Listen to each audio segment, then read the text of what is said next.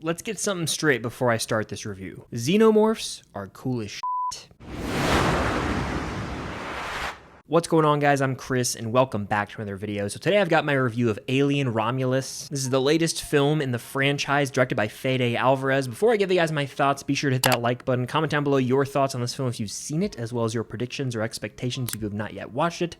Subscribe and hit that notification bell to help reach my goal of 150,000 subscribers here on the channel. It would mean a lot. So I gotta mention my history with the Alien franchise before I give you my review on this film. I had seen the first 3 Alien films in the year 2020. I went back and rewatched those and then watched all the other Alien films, including the 2 AVP films leading up to this. I'll have a ranking coming out later this week, so make sure to stay tuned for that. So coming into this movie, I just wanted it to be a good, solid win for the Alien franchise, and it brings me nothing but joy to say that's what it is. Alien desperately needed a just solid movie, and this, I'd say, is even above that. It's a good entry in this franchise, and a lot of that is credited to Fede Álvarez, who brings a lot of new life into this franchise. His direction shines here. It's one of the strong points. And when it comes to Alien Romulus, visually, it is one of the most impressive films, if not the single most visually impressive film in this entire franchise. There are certain wide establishing shots of space, planets, ships, you name it, and it feels huge in scale. At my early screening, it was in IMAX, and it was a wow type deal where some of these shots would happen and I would just be like, whoa. I feel like I am drifting through space like a fly on the wall watching all of this go down. So the scale of this film is huge, and they really committed visually. That goes for the CGI, but also the actual practical effects of certain aliens that may or may not show up in this film. I've seen a behind the scenes video of like an animatronic, and it's impressive how much attention to detail goes into making this movie look pristine. And that's the case. I recommend seeing it IMAX. If you're a fan of this franchise especially, it's worth it. It has the look and feel of an Alien movie, which is awesome, because some of the sequels, not so much. This one feels like Alien or Aliens with its atmosphere. Something I really dug about this movie was that up front, it promises, hey, audience, you're gonna get alien action. But then it takes a step back and allows time to build up the characters for a good first half of the movie, I'd say, before the chaos begins. That way, when shit hits the fan, inevitably in an Alien movie, come on now, we actually care about the people invested. It took a page straight out of the original Alien book, and it did the same thing that Jaws or Jurassic Park does, where there's mystery up front, there's, a promise established, hey, you're gonna see dinosaurs, you're gonna see a shark, you're gonna see a xenomorph, you're just gonna have to wait. We're gonna build up this world with these characters, make them understood, make them easy to root for, or to not root for in this case, and then guess what? We're gonna see shit hit the fan. So I tip my hat to this movie for doing that. Monster movies nowadays rarely take time to establish characters. I hate to keep doing this, but gotta throw some shade at the Monsterverse. That's a big issue I have with that series. They contain some of the most uninteresting characters ever, but anyway, that's a topic for another time. As for Alien Romulus' role in the actual Alien franchise, it does a good job of cleverly inserting itself within the canon. I'll say that much. On top of that, it pays homage to both Alien and Aliens. I would say it's pretty much a required viewing to see both of those films before this, just to pick up on certain references, nods, and even plot points that connect directly to those films. Even if you've seen them and it's been a couple years, give them a rewatch, it's worth it. And harkening back to the characters in this film, 2 in particular are the heart, those being Andy and Rain. Their relationship in this film carries the movie.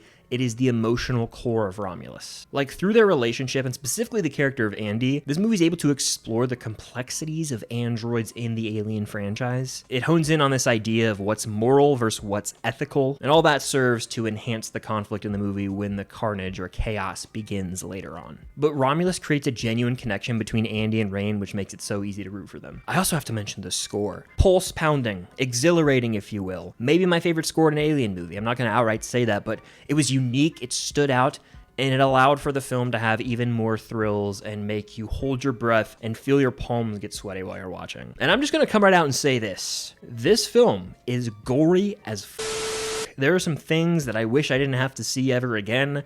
Specifically, I can't say it because of spoilers, but some things are just nasty. There's, obviously a trademark thing. It's in the trailer, but there's a trademark thing that happens in this movie that's become synonymous with every Alien film, and that oh man, from the sound design to just the visuals of it all, heebie-jeebies, you know? Ugh. Then there's something too that I can't say at all, but oh my god, it didn't need to be seen. So if you're into that kind of stuff, you horror freaks out there, this might be your cup of tea. So while there's a lot to praise with Alien Romulus, the movie's not without its cons in my opinion, the biggest being it does go a bit off the rails in the third act for me. My initial reaction right when the credits rolled was like, maybe I just need to think on it, you know? I'm not sure if I dug the direction they went with this, but after sleeping on it, it just further solidified the case that yeah, they went too far at the end of this movie, I think. I won't say too much, but it's like right near the finish line of this movie, right? We've made it so far and I was invested, but near the finish line of Romulus, it just makes one creative choice that was a real turnoff for me. It was flat out ridiculous and it felt out of character from the movie I had been watching. Genuinely feels like one of those studio interference moments where they're like, no, we need to put something like this in the final moments of the movie. I don't like when Alien movies do that. And you know, I can't say what it reminds me of from a previous Alien movie, but I swear to God, it's exactly like something from an Alien movie that I hate. But my God, it was just so dumb, so stupid, so ridiculous. You name it. I was just like, we had such a good run. It was, you know, thrilling to the end. And then this happens and it's like, this kind of just feels like multiple scenes that were just tacked onto this movie for what? It just was really kind of out of place. And it felt bizarre watching it in the theater. I think they just took it one too far, and I was like, oh, this is what we're doing, okay. Also, while this movie does a very good job of inserting itself into the timeline of Alien, it does end up playing with some lore concepts that were a bit off to me. I can't say exactly what, obviously, spoilers, but certain concepts just did not land for me. It got into the territory of exploring some generic, repetitive ideas we'd seen in pretty much every other Alien film. And because of that, it ended up feeling inconsequential and kind of just like this meaningless plot point that had to be in the film to create some sort of tension in the end with a certain character. I can't say much about this movie. In fact, stay safe on social media. There's a lot that I just cannot explore in this movie. It's difficult to review Romulus without spoilers, in my humble opinion. And I will say this much, while I appreciate the movie building up those characters, it's a little long-winded. Not like, you know, oh my gosh, this is dreadful to sit through. It was just there were moments where I was like, I am very ready for us to get things rolling a little bit here. But all in all, Alien Romulus, I would say, is comfortably the best film in this franchise since Aliens. It's a thrilling entry that pays homage to both Alien and Aliens, and perhaps could be the best looking film of this entire series. Fede Álvarez's direction shines. He undeniably took some big swings here. Not everything landed for me, but I have to respect him for committing to his vision and delivering something that might not work for everybody, but it's out there. And I have to say this. Don't go in expecting this to be the best Alien movie. You're just setting yourself up for failure in that case. Oftentimes on social media, a lot of movies will get huge buzz out the gate, and you just got to throw that out the window. Go in, enjoy this Alien movie for what it is, and I think you're going to have a good time, especially if you're a fan of the franchise. I wouldn't mind seeing another Fede Álvarez Alien film.